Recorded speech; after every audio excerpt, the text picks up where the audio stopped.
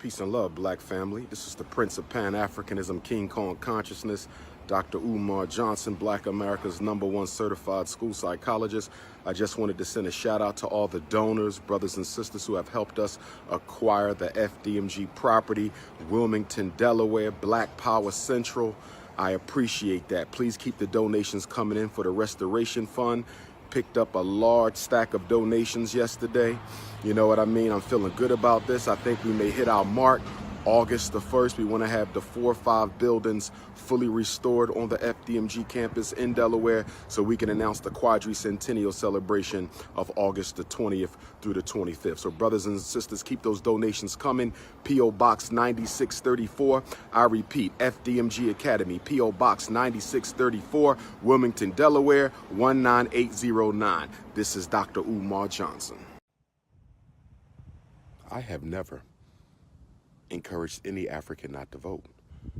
I have simply stated that voting can be a weapon and that not voting is just as powerful as voting. If votes are truly valuable, why just throw it away? I am of the firm opinion that voting can be a strategy. It is not a way of life. It is not a salvation. It is not the be-all or end-all for African people. It is a strategy. And if mishandled, that strategy can backfire on us as much as it can work for us.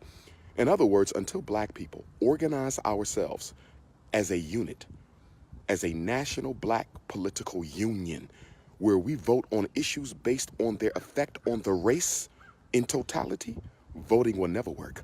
As long as you remain a Democrat or a Republican, your vote does not matter. We must organize ourselves before we vote. Otherwise, voting is useless.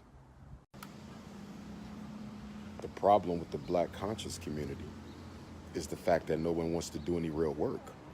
People just want to be entertained. There's many people who are interested in information. They're interested in expanding their consciousness, but they're not interested in activism, organization, or struggle. It's an edutainment movement. It is popular culture. The conscious community has become a part of popular culture. It's about making money, building a name for yourself, increasing your level of status. There's no nation building. There's no institutional building. There's no true organizing going on. It's all rhetoric, intellectual masturbation, character assassination, debates, and documentaries. That's the sum total of black consciousness. A total disgrace when we compare it to the work of our elders going back to the 1960s and beyond.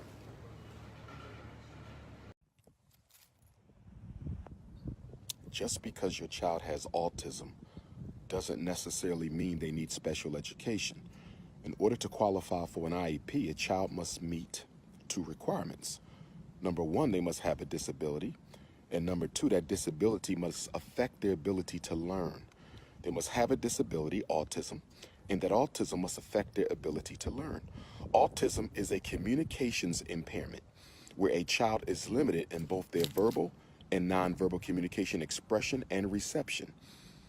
Autistic kids are on a spectrum. Some are high functioning, some are low functioning, some are average. Only if your child struggles to learn, only if that autism affects their ability to function in the academic environment should you even be thinking about special ed.